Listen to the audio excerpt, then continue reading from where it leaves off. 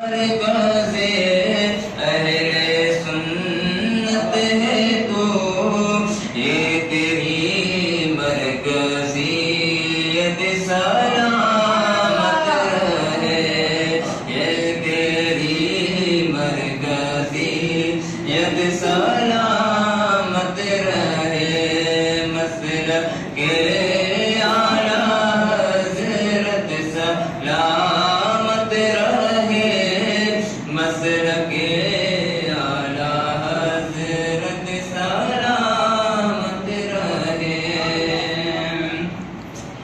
اے ایمان تو کیوں پریشان ہے،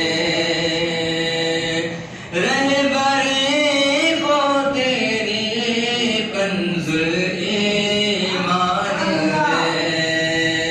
اے ایمان تو کیوں پریشان ہے، رہبر کو تیری کنز ایمان ہے، ہر قدم پر یہ تیرا نگہبان ہے، ہر قدم پر یہ تیرا نگہبان ہے، چشم علم و حکمت سلامت رہے، چشم علم و حکمت سلامت رہے، مسلک اعلیٰ حضرت سلامت رہے، مسلک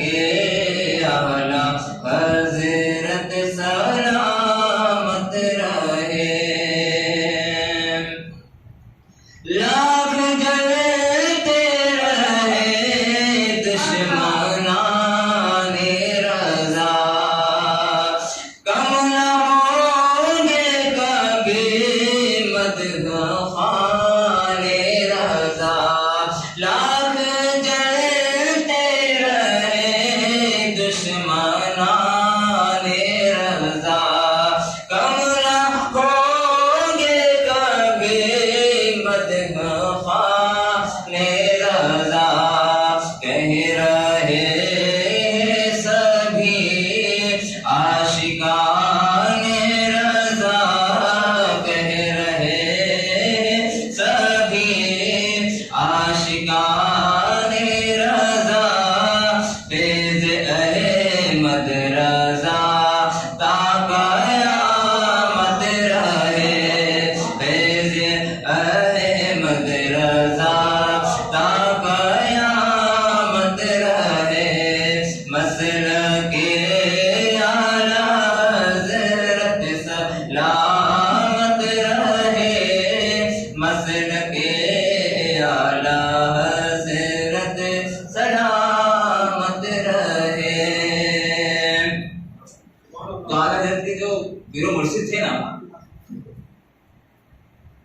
تو وہ کیا فرماتے تھے؟ ان سے پوچھا گیا کہ تم قیامت کے دن خدا کے سامنے کیا پیش کرو گے؟ تو وہ شعر میں جو سماعت فرمائے، روز محشر اگر مجھ سے پوچھے خدا، بولے آل رسول تو لایا ہے کیا، روز محشر اگر مجھ سے پوچھے خدا، بول آل رسول تو لایا ہے کیا، تو فرماتے ہیں میں یہ کہہ دوں گا لا یا ہوں احمد رضا، میں یہ کہہ دوں گا لا یا ہوں احمد رضا، یا خدا یہ امانت سلامت رہے، مسلک اعلیٰ حضرت سلامت رہے، مسلک اعلیٰ حضرت سلامت رہے، مسلک اعلیٰ حضرت حضرت سلامت رہے یا خدا چرخے اسلام پر تابد میرا تاج شریعت سلامت رہے. الحمدللہ رب العالمین والعاقبۃ للمتقین والصلاة على سید المرسلین وعلى آلہ واصحابہ اجمعین. اما بعد فاعوذ باللہ من الشیطان الرجیم. بسم اللہ الرحمن الرحیم. یا ایھا الذین آمنوا اتقوا اللہ وکونوا مع الصادقین. صدق اللہ العظیم وبلغنا رسولہ النبی الامین الکریم ونحن على ذلك لمن الشاہدین والشاکرین والذاکرین والحامدین والحمد للہ رب العالمین. میرے آقا کے دیوانوں، شمع رسالت کے پروانوں، اولیاء اور امت کے جانثاروں، آئیے اس آقا نامدار بھیک دینے والے داتا جو سبحان السلام کا مرشد اعظم ہے، مظلوموں کا چارہ گر ہے، شکستہ دلوں کا کارساز ہے، روحانی قلب و اضطراب کا مسیحا ہے، دن جس کے درے دولت کا رومی غلام ہے، رات جس کے آستانے عرش نساء کے حفظی کنیز ہے، عرش و فرش پر جس کی امامت کا پرچم لہرایا جاتا ہے، عشق و مستی کی نگاہ میں جس کی مدح و ثنا کی جاتی ہے، اسی آقا کی بارگاہ بیگت بنا میں محبت کا ثبوت دیتے ہوئے بارگاہ رسول درود پاک پڑھے. اللهم صل علی سیدنا محمد کما تحب وترضى. صلوات و سلام علیک یا رسول اللہ صلی اللہ علیہ وسلم. پیچھے دشمن رضا کے پڑے رہ گئے، پیچھے دشمن رضا کے پڑے رہ گئے، پھر بھی جھنڈے رضا کے گڑے رہ گئے. پیچھے دشمن رضا کے پڑے رہ گئے، پھر بھی جھنڈے رضا کے گڑے رہ گئے. نیچا کرنے کی بہتوں نے کوشش تو کی، اعلیٰ حضرت بڑے کے بڑے رہ گئے. نیچا کرنے کی بہتوں نے کوشش تو کی، اعلیٰ حضرت بڑے کے بڑے رہ گئے. اور کس نے فکر کرے حشر کے دن کیا ہوگا، سامنے جو کچھ ہوگا میرے سرکار کے سامنے بڑا اچھا ہوگا. حضرات محترم، اللہ رب العزت کلام مجید میں ارشاد فرماتا ہے یا ایھا الذین آمنوا اتقوا اللہ، اے ایمان والو تقوی اور پرہیزگاری اختیار کرو، وکونوا مع الصادقین اور سچوں کے ساتھ ہو جاؤ. تو اللہ تبارک و تعالیٰ نے جو آیت کریمہ کی تلاوت جو کہا ہے، اللہ تبارک و تعالیٰ کا جو فرمان ہے کہ اے ایمان والو تقوی اور پرہیزگاری اختیار کرو اور سچوں کے ساتھ ہو جاؤ. کیونکہ صرف تقوی اور پرہیزگاری، یہ جو آیت اگر ہم غور و فکر کریں گے تو ہمیں کیا پتہ چلے گا کہ تقوی اور پرہیزگاری تو ضروری ہے، تقوی اور پرہیزگاری تو حاصل کر لی ہے، لیکن تقوی اور پرہیزگاری اس وقت کام آئیں گے جب ہم سچوں کے ساتھ ہو جائیں گے. حضرات محترم، یہ بات آیا ہے اور سارے لوگ جانتے ہیں کہ ہر دور کے ہر 100 سال کے اندر ایک مجدد پیدا ہوتا ہے، ہر 100 سال میں ایک مجدد پیدا ہوتا ہے. اللہ تبارک و تعالیٰ مجدد کو پیدا فرماتا ہے. جب اکبر کا زمانہ تھا، جب اکبر نے کفریت کو پھیلانا شروع کر دیا اور دین الہی نکال دیا اور کفر اور شرک کے ظلمت کے اندر وہ ساری قوم کو دھکیلتا چلا گیا، تو اللہ تبارک و تعالیٰ نے ایسے وقت کے اندر مجدد الف ثانی کو پیدا فرمایا اور انہوں نے اللہ تبارک و تعالیٰ کی وحدانیت کا ایسا ڈنکا بجایا کہ اکبر کی جو کفریت کو مٹا کر رکھ دیا. تو اللہ تب تو یہ بات آیا ہے، یہ سب لوگ جانتے ہیں کہ جب اکبر نے اپنا نیا دین نکالا اور اللہ تبارک کو یعنی اپنا نیا دین نکال کر اپنا نیا کلمہ نکالا، تو اللہ تبارک و تعالیٰ نے مجدد الف ثانی کو پیدا فرما دیا. تو جب بھی کچھ ایسا دور آتا ہے اللہ تبارک و تعالیٰ کسی نہ کسی کو پیدا فرما دیتا ہے. جب نمرود نے کفر اور شرک کو پھیلانا شروع کر دیا تو اللہ تبارک و تعالیٰ نے حضرت ابراہیم خلیل اللہ کو بھیج دیا. جب فرعون نے اپنی سرکشی کرنا شروع کر دیا تو اللہ تبارک و تعالیٰ نے حضرت موسیٰ کلیم اللہ کو بھیج دیا. جب کفر اور ظلم کے چاروں طرف بادل منڈرانے لگے تو اللہ تبارک و تعالیٰ نے اللہ کے پیارے حبیب محمد مصطفیٰ کو بھیج دیا. جب زکات کا مسئلہ اٹھ گیا تو اللہ تبارک و تعالیٰ نے حضرت ابوبکر صدیق کو ان کے ساتھ جنگ کرنے کے لیے بھیج دیا. جب یزیدیوں نے اپنے سر کو اٹھایا تو اللہ تبارک و تعالیٰ نے امام حسین کو بھیج دیا. تو ایسا دور چلتا رہا جب اکبر کی کفریت کو حضرت مجدد الف ثانی نے مٹا دیا، ختم کر دیا. اس کے بعد میں انگریزوں نے اور عیسائیوں نے اس سونے کی چڑیا بھارت پر قبضہ کر لیا، اور قبضہ کرنے کے بعد میں وہ لوگوں نے صرف ہندوستان پر ہی قبضہ نہیں کیا، ہندوستان کے دل و دماغ پر بھی قبضہ کرتے چلے گئے، اور ان کا ٹارگٹ صرف یہی تھا، ان کا ٹارگٹ صرف یہی تھا کہ مسلمان کو زیر کر دیا جائے۔ کہیں پر بھی انگریزوں نے عیسائیوں نے قبضہ کیا ہے، ان کا ٹارگٹ یہی رہا ہے ہمیشہ سے کہ وہ مسلمانوں کو زیر کر دیا جائے، مسلمان قوم کو مٹا دیا جائے، ان کا یہی ٹارگٹ رہتا تھا۔ جب انہوں نے چاروں طرف قبضہ کر لیا اور انہوں نے یہ دیکھ لیا تو انہوں نے ایک گروہ کو بنا دیا، دو گروہ کو تیار کر دیا، کیونکہ ان لوگوں نے دیکھا اور جانچا مسلمان قوم کو پڑھا تو انہوں نے کیا دیکھا کہ ہم نے مسلمان قوم کے اوپر حملہ کر دیکھ لیا ہے کہ مسلمان قوم کبھی حملے سے نیست و نابود نہیں ہوئی۔ ہم نے یہ دیکھا ہے کہ مسلمان اگر سامنے دریا بھی ہوتا ہے تو مسلمان قوم وہ قوم ہے کہ دریاؤں کے اوپر اپنے گھوڑے کو چلا دیتی ہے۔ انہوں نے یہ دیکھا ہے کہ مسلمان قوم وہ قوم ہے کہ وقت آنے پر زمین کے اوپر کشتیوں کو چلا دیتی ہے۔ انہوں نے یہ دیکھا ہے کہ صرف 313 لوگ ساری کی ساری فوج کو نیست و نابود کر بھگا دیتے ہیں۔ انہوں نے یہ دیکھا ہے کہ چند بچند مٹھی بھر مسلمان 22,000 لشکر سردار کو بھگانے میں کامیاب اور کامران ہو جاتے ہیں۔ انہوں نے ہر چیز کر دیکھ لیا، لیکن وہ اس سوچ میں پڑ گئے کہ ایسی کون سی طاقت ہے مسلمانوں کے پاس میں کہ ان کو ہرایا نہیں جا سکتا۔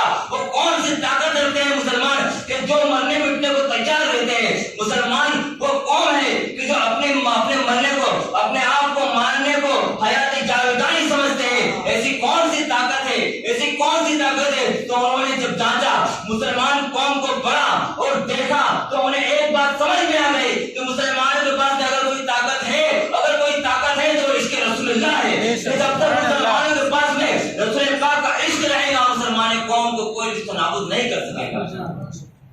جب انہوں نے یہ دیکھ لیا اور جانچ لیا کہ مسلمان قوم کو اگر نیست و نابود کرنا ہے تو ان کے جو دلوں میں اس کے نبی ہے، اس کے مصطفیٰ ہے، اس کو نکال دیا جائے، مسلمان قوم آٹومیٹک ہی نیست و نابود ہو جائے۔ انہوں نے دو گروہ کو بنایا، ایک وہ گروہ کہ جنہوں نے مسلمان قوم کے اندر رہ کر مسلمان کے اندر نئی چیزوں کو ایجاد کر دیا۔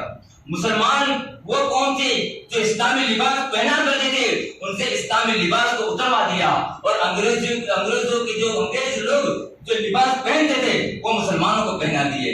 مسلمان قوم کے اندر انہوں نے یہ بات کو ایجاد کر دی کہ مسلمانوں کو مسجدوں سے، مدرسوں سے نکال کر کالج کی طرف متوجہ دلا دی۔ مسلمان قوم جو اپنے سر پر ٹوپیوں کو پہننے کے اندر اپنی شان سمجھتے تھے، ان کے سروں سے ٹوپی اتار دی، مسلمان عورتوں کے اوپر سے دوپٹے کو اتار دیا اور ان کو بے حیا بنا دیا۔ مسلمان قوم کو جو کلام ربانی کی تلاوت کیا کرتی تھی، وہ کلام ربانی لے کر انہوں نے مسلمانوں کے ہاتھوں میں ناول کو تھما دیا اور عشق و محبت کی داستان کو تھما دیا۔ وہ قوم جو عشق رسول صلی اللہ علیہ وسلم کے عشق میں گم رہتی تھی، ڈوبی ہوئی رہتی تھی، جو کانوں کو اللہ کے پیارے حبیب صلی اللہ علیہ وسلم اور اللہ تبارک و تعالیٰ کی نعتیں سن، اللہ تبارک و تعالیٰ کے حمد اور رسول اللہ صلی اللہ علیہ وسلم کی نعتیں سننے کی عادت تھی، ان کو گانے بجانے کے اندر لگا دیا تاکہ ان کے دلوں سے عشق کا جو بھوت ہے، رسول پاک صلی اللہ علیہ وسلم کا جو عشق ہے وہ نکل جائے۔ اور ایک گروہ وہ بنا دیا، قادیانی بنا دیا، معتزلہ بنا دیا، جو مسلمان قوم کے اندر رہ کر وہ مسلمانوں کے اوپر سوال اٹھا سکے، نبی صلی اللہ علیہ وسلم کی عظمت کو گھٹا سکے۔ معتزلوں اور قادیانیوں نے ایسے منصوبے بنائے، ایسی چیزیں بنائی کہ مسلمان کے اللہ کے پیارے حبیب صلی اللہ علیہ وسلم پر بڑے بڑے جلسے انعقاد کر دیے۔ کہیں پر مسلمان، کہیں پر وہ گروہ آقا علیہ السلام کے علم غیب پر سوال اٹھانے لگے، کہیں پر کوئی گروہ آقا علیہ السلام کو بشر کہنے لگا، کہیں پر کوئی گروہ نہ جانے کیسی باتیں کرنے لگے۔ اب وہ دور ایسا تھا، ایسا دور آ گیا تھا، ایسی چیز آ گئی تھی کہ اب مسلمانوں کے دلوں سے وہ اس کے نبی نکلتا جا رہا تھا۔ ایسا دور آ گیا تھا کہ اب مسلمان کے اگر کوئی قائد پیدا نہ ہوتا تو مسلمان کو وہ پوری طور پر ان کے دلوں سے اس کے مصطفیٰ نکل جاتا۔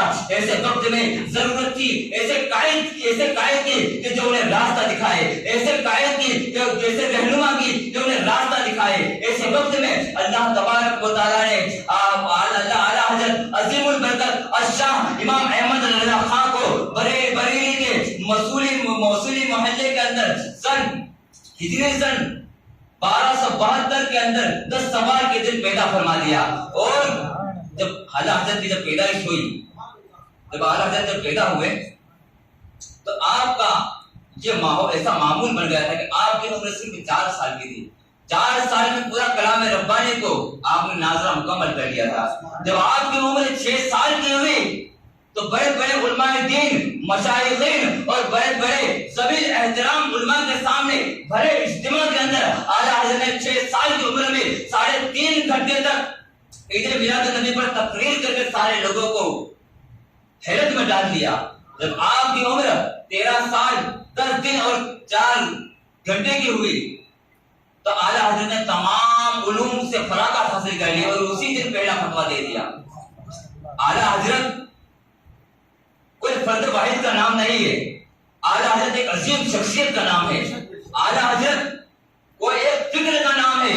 اعلیٰ حضرت وہ اعلیٰ حضرت ہے کہ ایک تحریک کا نام اعلیٰ حضرت ہے. اعلیٰ حضرت اس کے رسول کے پہچان کا نام اعلیٰ حضرت ہے. اعلیٰ حضرت کوئی ایسی ویسی شخصیت نہیں ہے. اعلیٰ حضرت انسان کو جب علم میں مہارت حاصل ہوتی ہے تو کوئی انسان ایک علم میں مہارت حاصل کرتا ہے، کوئی 2 علم میں مہارت حاصل کرتا ہے. علم تو بہت سارے لوگ سیکھتے ہیں، ہنر تو بہت لوگ سیکھتے ہیں، لیکن مہارت ہر علم میں حاصل نہیں ہوتی. لیکن اعلیٰ حضرت وہ شخصیت تھی، ایسی ذات تھی کہ آپ نے 108 علم کے اندر مہارت حاصل کی تھی. اعلیٰ حضرت علیہ رحمت و رضوان ایک ایسی شخصیت ہے کہ آپ دونوں ہاتھوں سے اپنے قلم کو الگ الگ چلایا کرتے تھے. جانتے ہو انسان کا دھیان بھٹک جائے، یہاں پر لکھے گا کلیئر، ایک ساتھ میں لکھتے تھے وہ بھی الگ الگ مضمون. یہ اعلیٰ حضرت کی کرامت تھی. اللہ تبارک و تعالیٰ نے آپ کو قوت حافظہ کا یہ عالم تھا کہ جب لوگوں نے ان کے آگے حافظ لگانا شروع کر دیا کہ حافظ و قاری، تو اعلیٰ حضرت یہ بات ناگوار گزری کہ لوگ میں حافظ نہیں ہوں اور لوگ مجھے حافظ کہتے ہیں. تو اعلیٰ حضرت نے ایسا قوت حافظہ اللہ تبارک و تعالیٰ نے عطا فرمایا تھا کہ 30 دن کے اندر ہر دن ایک سپارہ یاد کر لیا کرتے تھے. آپ عشاء کے بعد کلام ربانی کو یاد کرنے کے لیے بیٹھتے تھے اور صبح تک ایک سپارہ یاد کر لیا کرتے تھے. اعلیٰ حضرت نے 30 دن کے اندر پورا کلام مجید کو حفظ کر لیا تھا. اعلیٰ حضرت کی عظمت کا اس بات سے اندازہ لگائے. اعلیٰ حضرت فرماتے ہیں کہ میری پہچان یہ نہیں ہے کہ میں محدث ہوں، یہ نہیں ہے کہ میں مفکر ہوں، یہ نہیں ہے کہ میں مقرر ہوں، یہ نہیں ہے کہ میں مفسر ہوں، یہ نہیں ہے کہ میں محدث ہوں. اعلیٰ حضرت فرماتے ہیں کہ میری پہچان جو ہے وہ اس کے رسول ہے. اور اعلیٰ حضرت لوگ اس کے مصطفیٰ ہی سے پہچانتے ہیں. اعلیٰ حضرت کا ایک واقعہ سنا تھا چلو کہ اعلیٰ حضرت علیہ رحمت الرضوان کو آقا علیہ الصلوۃ والسلام کا دیدار تو بہت بار ہوا آپ کے اندر، لیکن اعلیٰ حضرت علیہ رحمت الرضوان جب مکہ المکرمہ گئے تو پانی کی تبدیلی کی وجہ سے آپ کا جو طبیعت ہے وہ خراب ہو گئی. 108 ڈگری بخار چڑھ گیا. آپ اور آپ کے لڑکے حامد رضا دونوں حج بیت اللہ کرنے کے لیے جب وہاں پر گئے تو وہاں پر جو نجد کا جو علاقہ ہے، نجدی جس کو کہتے ہیں نجد، جو اب ریاض بن گیا، ریاض کے نام سے جانا جاتا ہے سعودی عرب کے اندر، وہاں پہ کچھ لوگوں نے وہاں پر جو 4 مسئلے تھے، حنفی، مالکی، شافعی اور حنبلی، چاروں مسئلے کی طرف ایک خط لکھا اور بھیجا کہ علم گیل مصطفیٰ پر ہم کو دلیل چاہیے. اس وقت اعلیٰ حضرت وہیں پر موجود تھے، چاروں مسلک کے وہاں پر امام اور مفتیاء کرام موجود تھے. اعلیٰ حضرت بھی گئے ہوئے تھے. اعلیٰ حضرت 108 ڈگری بخار بھی تھا. جب ان کے پاس میں خط پہنچا اور انہوں نے مدت دے دی کہ 36 گھنٹے کے اندر ہمیں اس کا قرآن اور حدیث سے جواب چاہیے کہ رسول پاک کو علم غیب ہے یا نہیں ہے. اس بات کے اوپر ہمیں تحریر کے اندر چاہیے. تو وہاں کے جو امام تھے، جو بڑے بڑے مفتیاء کرام تھے، ایک دوسرے پر ڈالنے لگے، آپ لکھ دیجئے. کسی نے بتایا کہ ہندوستان کی سرزمین سے ایک عالم باآمد تشریف لائے ہوئے جن کو اعلیٰ حضرت کہتے ہیں، کیوں نہ ان سے رابطہ کیا جائے. اعلیٰ حضرت کے پاس میں آئے اور اعلیٰ حضرت کو ساری باتیں بتائی کہ قرآن و حدیث سے دلیل چاہیے. اعلیٰ حضرت نے وہ بات کو منظور کر لیا کہ ٹھیک ہے، میں انشاءاللہ اس کا جواب عنایت کر دوں گا. اعلیٰ حضرت کو 108 بخار ہے. وہ ایسی حالت کے اندر آپ جاتے ہیں کعبۃ اللہ کے ذہن کے اندر، جو کعبہ کا جو دروازہ ہے اس کے سامنے بیٹھ جاتے ہیں اور فرماتے ہیں کہ اے حامد رضا لکھو، قرآن پاک کی یہ آیت لکھو، یہ حدیث لکھو، ایسا لکھو. کچھ وقت کے لیے آپ سوچ میں کیا پڑ جائے. اعلیٰ حضرت کیا دیکھتے ہیں کہ کعبے کے دروازے کے پاس میں غوث اعظم رضی اللہ تعالیٰ عنہ تشریف فرما ہے اور فرماتے ہیں مدرسہ تو کیا سوچ رہا ہے، میں بتاتا جاتا ہوں تو لکھتا چلا جا. اور غوث اعظم کو اعلیٰ حضرت کو بتاتے گئے کہ یہ آیت لکھ، یہ حدیث لکھ. اعلیٰ حضرت سناتے گئے اور حامد رضا لکھتے چلے گئے. بتایا جاتا ہے اعلیٰ حضرت نے اس 108 ڈگری بخار کے اندر 500 صفحہ پر 8 گھنٹے کے اندر ایک کتاب کو لکھ ڈالا. ایک کتاب کو 500 صفحے پر ایک کتاب کو کتنے گھنٹے میں؟ 8 گھنٹے میں. اور وہ بھی لکھی نہیں. اگر لکھتے تو کیا ہوتا؟ انسان کو لکھانا ہے، میں بولوں گا اس کے بعد میں آپ لکھیں گے، اس کے لیے وقت لگتا ہے. تو 8 گھنٹے میں 500 صفحہ پر کتاب لکھ ڈالی. اگر اعلیٰ حضرت خود لکھتے تو کتنے کم گھنٹوں میں لکھ جاتے. یا اس کے بعد میں جب وہ کتاب کو ان لوگوں کے سامنے پیش کیا گیا تو وہ لوگ ہکا بکا رہ گئے، ان کے پاس میں کوئی جواب نہ رہا. المختصر یہ بات بہت مشہور ہو گئی. تو وہاں کا جو گورنر تھا جس کا نام علی بادشاہ تھا، اس کے پاس میں کسی نے ذکر کیا کہ ہندوستان سے ایک عالم باعمر آئے ہوئے جس کو امام احمد رضا کہتے ہیں، انہوں نے ایسی کتاب لکھی ہے. تو علی بادشاہ جو وہاں کا گورنر بادشاہ تھا، اس نے کہا کہ وہ کتاب میں پڑھنا چاہتا ہوں. کتاب کو لایا اور پڑھا تو ان کی آنکھوں سے اشک جاری ہو گئے کہ یہ کیسا عشق ہے رسول پاک کے ساتھ میں، اور کیسے دلیل پیش کیے. انہوں نے کہا کہ میں اعلیٰ حضرت سے ملنا چاہتا ہوں. اعلیٰ حضرت کو بلایا گیا. اعلیٰ حضرت آتے ہیں. جب علی بادشاہ نے اعلیٰ حضرت کو دیکھا تو بادشاہ تھا، لیکن اعلیٰ حضرت کو دیکھ کے اپنی کرسی سے کھڑا ہو گیا، اپنے بازو میں کرسی لگائی، آپ کو بٹھایا، آپ سے کتاب کے متعلق کچھ بات چیت کی اور کہا کہ مانگ کیا مانگتا ہے. تو اعلیٰ حضرت نے فرمایا مجھے کچھ نہیں چاہیے، مجھے دنیا کی دولت نہیں چاہیے. اور مختصر آپ بادشاہ ہیں، آپ مجھے اس بات کی اجازت دے دیجئے کہ اللہ کے پیارے حبیب صلی اللہ تعالی علیہ وسلم کے پاس ایک رات گزارنے کی اجازت دے دیجئے. ایک رات گزارنے کی اجازت مجھے دے دیجئے. وہ خوش ہوئے اور انہوں نے اجازت دے دی. اونٹوں کا سفر ہوتا تھا، اونٹوں پر بیٹھ کر 8 دن کے اندر اعلیٰ حضرت مدینہ شریف پہنچے اور عشاء کے بعد میں سارے لوگوں کو خالی کر دیا. اور اعلیٰ حضرت صرف اعلیٰ حضرت اور رسول پاک صلی اللہ علیہ وسلم کا روزہ، صرف اعلیٰ حضرت اور رسول پاک کا روزہ وہاں پر موجود ہے. اور وہاں پر آپ یہ نعت سناتے ہیں کہ وہ صبح لادازار پھرتے ہیں، تیرے دل میں بہار پھرتے ہیں، اس گلی کا گداؤں میں جس میں مانگتے تاجدار پھرتے ہیں. آئے غافل ہو کیا جگہ ہے جہاں پانچ جاتے ہیں چار پھرتے ہیں. اتنا کہنا تھا اور آپ سے ابتدا کر رہے تھے یا رسول اللہ صلی اللہ تعالی علیہ وسلم، خواب میں تو آپ کا بہت بار دیدار کیا ہے یا رسول اللہ، میں چاہتا ہوں کہ آپ میری آنکھوں سے میں آپ کی زیارت کر لوں. اتنا کہنا تھا کہ رسول پاک صلی اللہ علیہ وسلم سرتابہ آپ کے سامنے حاضر ہو جاتے ہیں. جب آقا علیہ السلام کو اعلیٰ حضرت نے دیکھا تو آنکھوں سے اشک جاری ہو گئے اور کہنے لگے کہ اللہ کی سرتابہ قدم شان ہے یہ، اللہ کی سرتابہ قدم شان ہے یہ، انسان ہے انسان، وہ انسان ہے یہ. اور قرآن تو کہتا ہے انہیں ایمان، قرآن یہ کہتا ہے انہیں دعوت ایمان، اور ایمان یہ کہتا ہے میری جان ہے یہ. اور آقا علیہ السلام کا جو دیدار کیا اپنی آنکھوں ماتھی کی نگاہوں سے کیا. اور مختصر کہ اعلیٰ حضرت کی جو شخصیت ہے اس کے بارے میں ہم جتنا کہیں اتنا کم ہے. تو اللہ کی بارگاہ میں دعا کہ اللہ تبارک و تعالی ہمیں اعلیٰ حضرت اور بزرگان دین کو سمجھنے کی توفیق اور رفیق عطا فرمائے. کیونکہ اعلیٰ حضرت کو سمجھنا اتنا آسان ہے، کم سے کم اعلیٰ حضرت کو سمجھنے کے، اعلیٰ حضرت کی جو تصانیف ہے نا، لکھی ہوئی کتابیں، ان کے اشعار سمجھنے کے لیے حضرت ہونا ضروری ہے. کیونکہ سب کی عظمت، سب کی شہرت، شان و شوکت ایک طرف، سب کی عظمت، سب کی شہرت، شان و شوکت ایک طرف، اور سارے حضرت ایک طرف ہے، اعلیٰ حضرت ایک طرف ہے. اعلیٰ حضرت کی شان ہے. اعلیٰ حضرت کے بارے میں کیا بتاؤ، ہم لوگوں کی اتنی حیثیت نہیں کہ ہم بتا سکے.